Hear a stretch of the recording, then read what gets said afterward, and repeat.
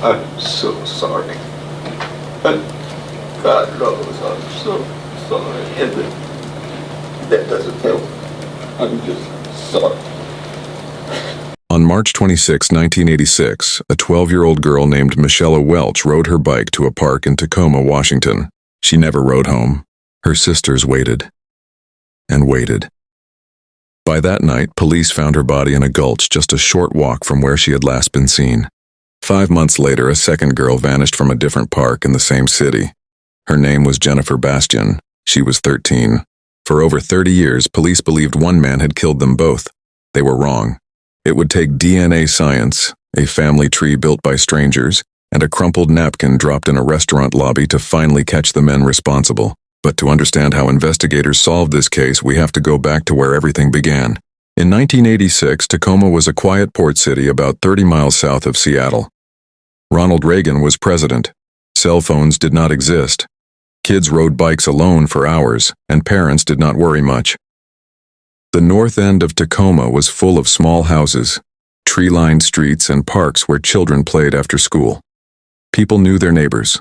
Doors were often left unlocked.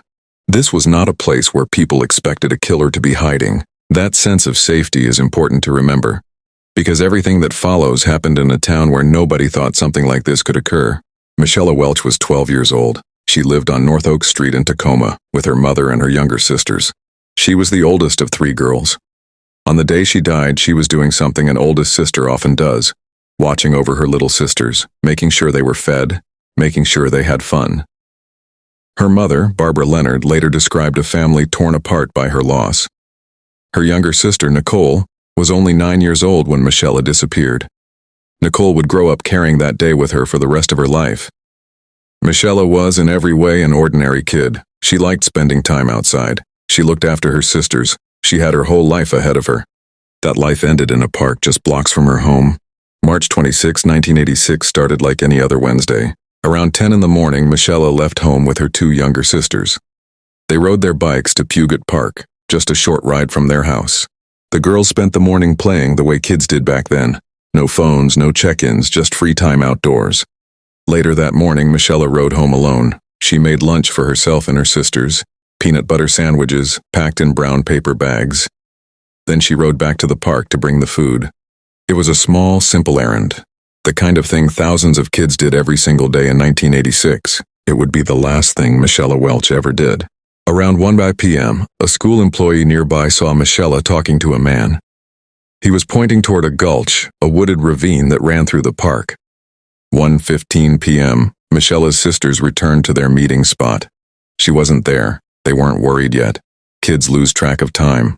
2 p.m., the sisters found Michella's bike left behind. Her bike was there and it was locked, and we started looking. The lunch bag sat untouched on a picnic table. Michella herself was nowhere in sight. Shortly after, the girls ran to a nearby business and tried calling home. No answer. They called their babysitter instead. 3:10 p.m., police arrived and began searching Puget Park. 11:25 p.m., a search dog found her. Her body was in the gulch, near an old fire pit, about a quarter mile from where her sisters had spent the day playing. 9 hours. That's how long it took to go from a normal Wednesday to every parent's worst nightmare. The school employee who saw Michella talking to a man that afternoon became one of the most important witnesses in the entire case. That sighting, a girl talking to a stranger near the gulch, was the last confirmed glimpse of Michella Welch alive.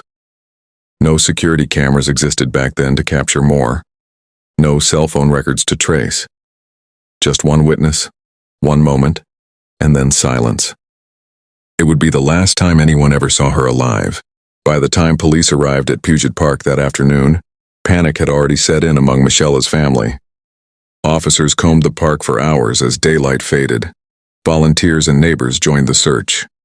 As night fell over Tacoma, hope started slipping away with the light. Just before midnight, a police search dog led officers into the gulch, the same wooded ravine the witness had pointed to earlier that day. There, near an old fire pit, they found her. Michella had been sexually assaulted and killed. It was a discovery that would haunt the officers on scene, and one that would haunt the entire city of Tacoma for decades to come. Investigators worked the scene carefully, collecting whatever evidence they could find. They recovered semen from Michella's body, biological evidence left behind by her killer. In 1986, this evidence couldn't do much on its own. DNA testing, as we know it today, barely existed yet. They also had her bike, left behind at the picnic table. They had the untouched lunch bags. They had the timeline built from her sister's account of the day. But the most important piece of evidence, the one that would eventually solve this case, was that small sample of DNA. Investigators didn't know it yet, but they were holding on to the answer. They just didn't have the technology to read it. News of Michella's murder spread through Tacoma within hours. Parents who had never worried about their kids playing outside suddenly kept them close. Local news covered the case heavily.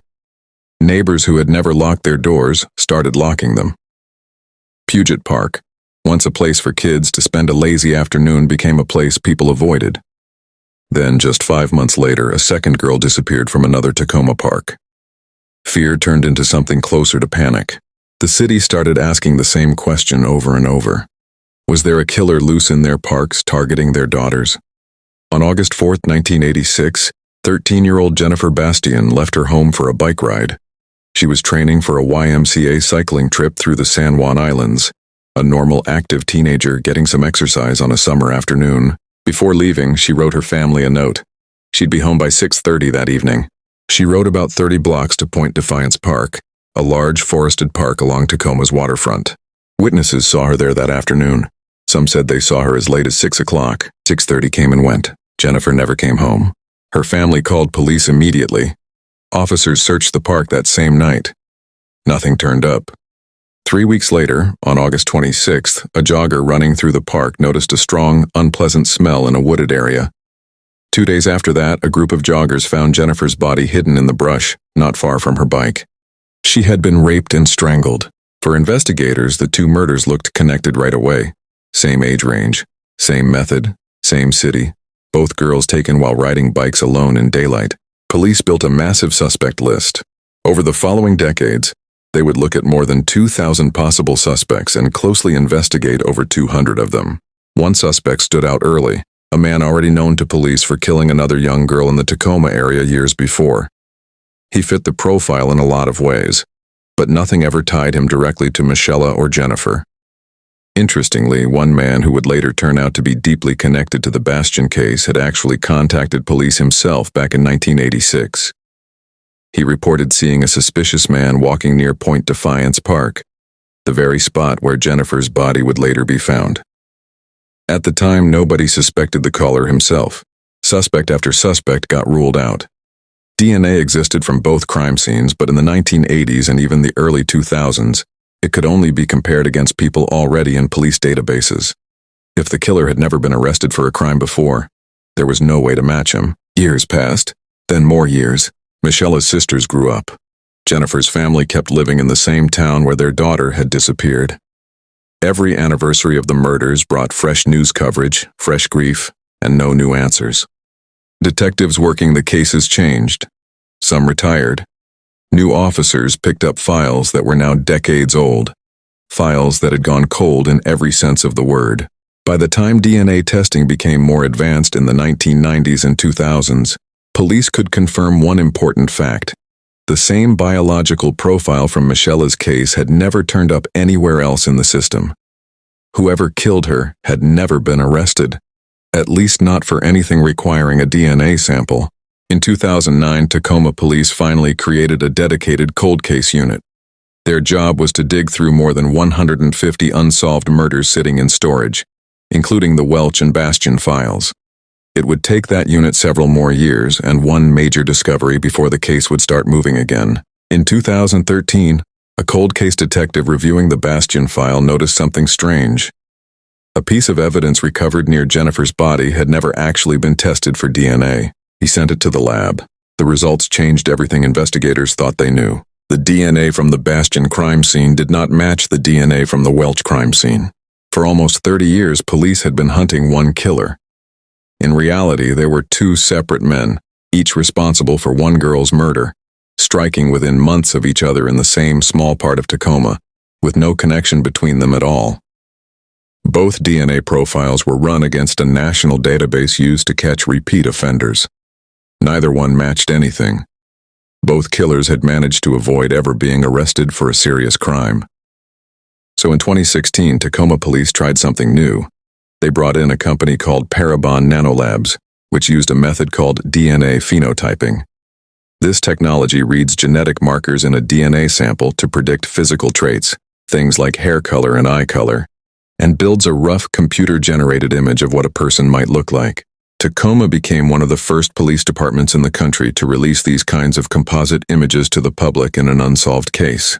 The composites gave the public a general idea of two possible faces, but they weren't enough on their own to make an arrest. The real breakthrough was still coming, and it wouldn't come from a picture.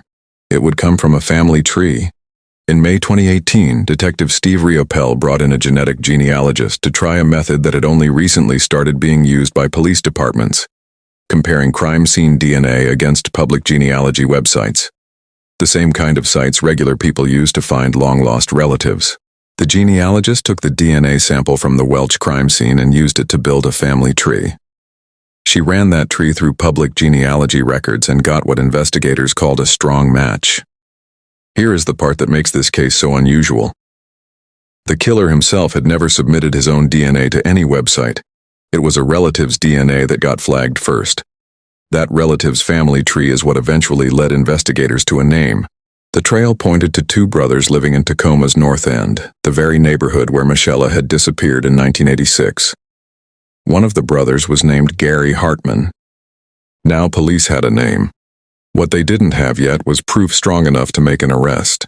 Here is who Gary Hartman appeared to be on the surface in 2018. He was 66 years old. He worked as a registered nurse at Western State Hospital in Lakewood, helping discharged psychiatric patients get back on their feet. He had gotten his nursing license back in 1998. He had been married 3 times. Neighbors described him as cordial and sweet. People often saw him and his wife driving around town in vintage cars. He had no criminal record. Nothing about his public life gave any hint of what he had done 3 decades earlier, but not everyone who met him felt at ease. One nurse who worked alongside him for years said several co-workers thought he was a liar. She described shaking his hand for the first time and feeling an immediate, uncomfortable reaction. She said it made her skin crawl, and that she wiped her hand off afterward.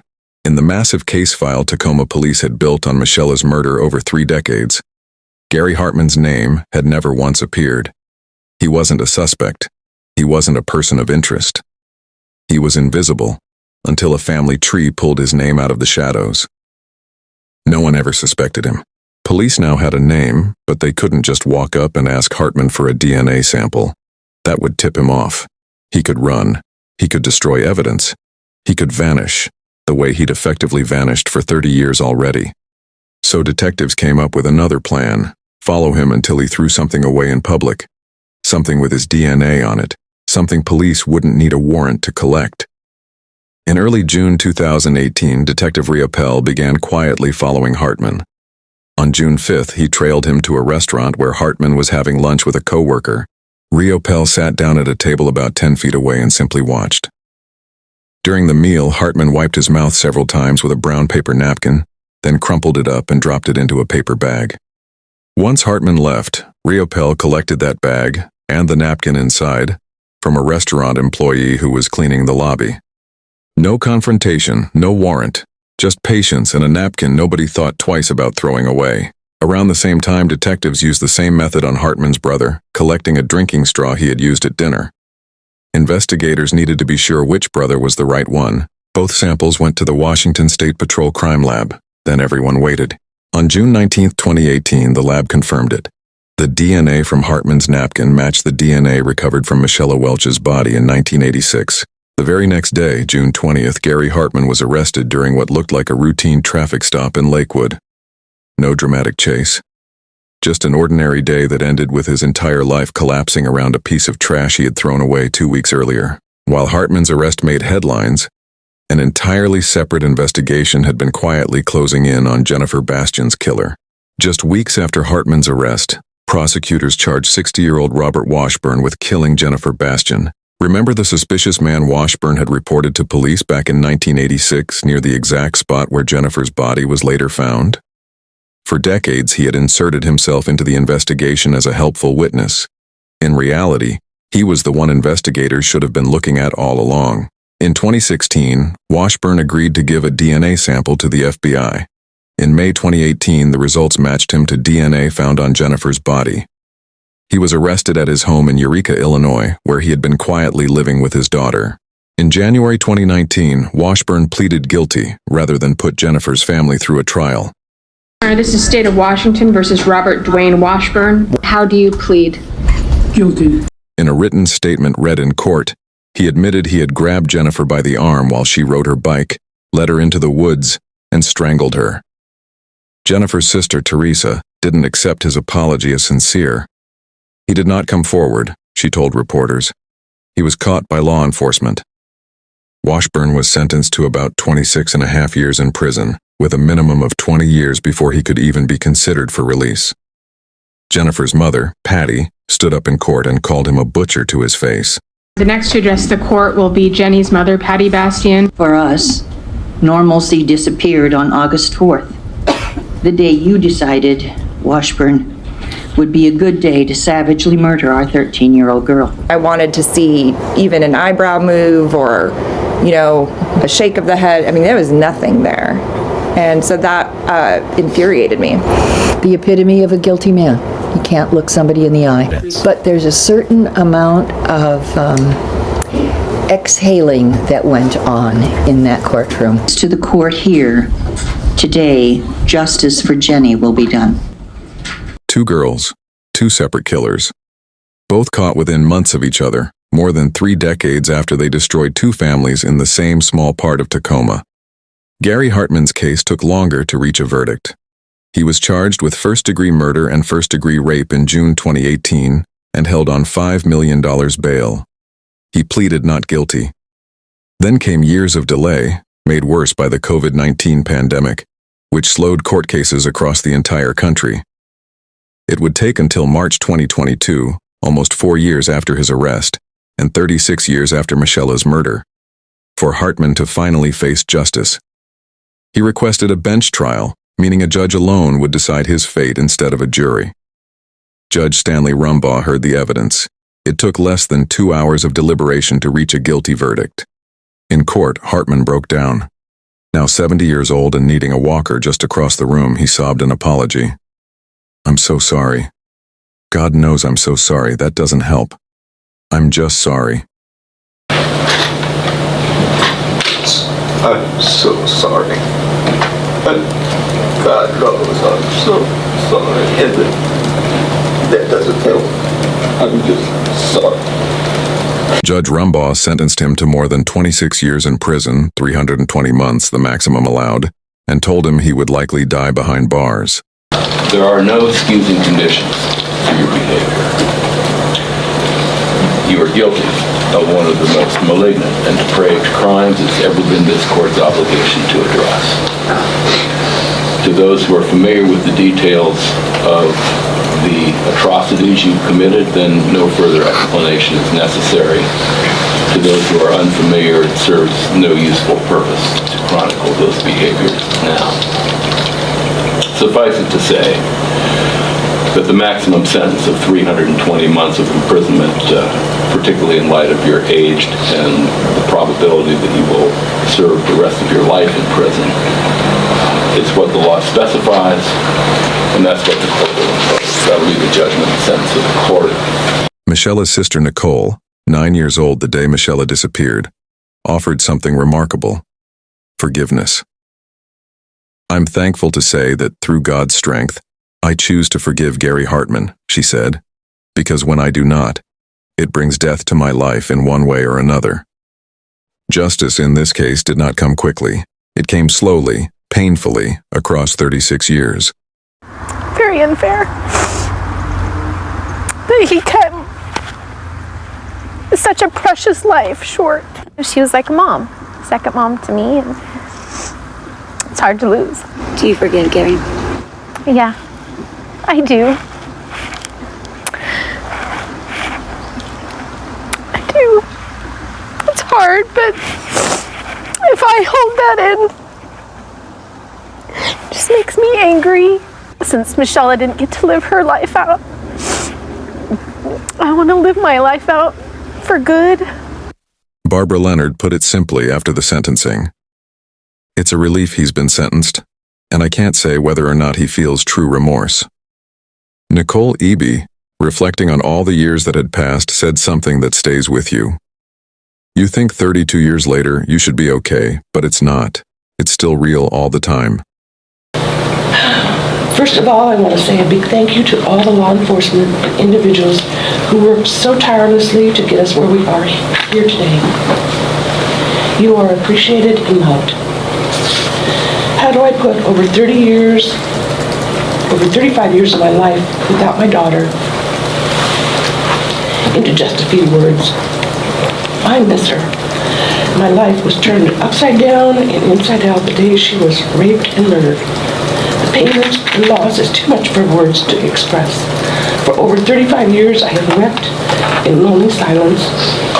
For two families in Tacoma, this case was never really about the science or the courtroom or even the arrest. It was about finally knowing. After decades of silence, they finally had an answer. This case changed more than two families' lives. It changed the law. The push to finally solve both cases helped lead to new legislation in Washington state, sometimes called Jennifer and Michella's Law, aimed at clearing the state's huge backlog of untested rape kits and unsolved cold cases. It was signed into law in 2019. On a wider scale, this became one of the earliest, most well-known cases in America where genetic genealogy solved a decades-old child murder. Tacoma police didn't invent the technique, but they proved it could crack a case everyone else had given up on. Tacoma's police chief at the time, Don Ramsdell, called solving both cold cases within 2 months of each other extraordinary. He had a message for anyone who thought a crime like this could stay hidden forever. If you think you can run, you're wrong. If you think you can hide, you're wrong. If you think that the Tacoma Police Department is going to give up, you're wrong. If you think you can run, you're wrong. If you think you can hide, you're wrong. This case happened in a very different time when kids roamed freely and nobody carried a phone. A few lessons still apply today, even though nothing could have guaranteed either girl's safety. Let a trusted adult know your plans before heading somewhere alone, even somewhere familiar. If you're riding, walking, or exploring alone, share your location with someone you trust. Trust your gut. If a stranger's behavior feels wrong, walk away and find other people nearby. Stick to busy, visible areas rather than isolated trails or wooded paths when you're alone. If you ever feel unsafe, don't hesitate to call for help immediately. None of these steps guarantee safety, but they give people a fighting chance in situations that can turn dangerous in seconds. Justice sometimes takes decades, but every solved cold case starts the same way, with someone who refused to give up. For Michella Welch and Jennifer Bastian, that someone was a small cold case unit in Tacoma, a genetic genealogist working from a family tree, and a detective willing to sit in a restaurant and wait for a napkin. If stories like this matter to you, consider subscribing. Every new viewer helps keep these stories, and the memory of these girls, alive. Thank you for watching. I'll see you in the next case.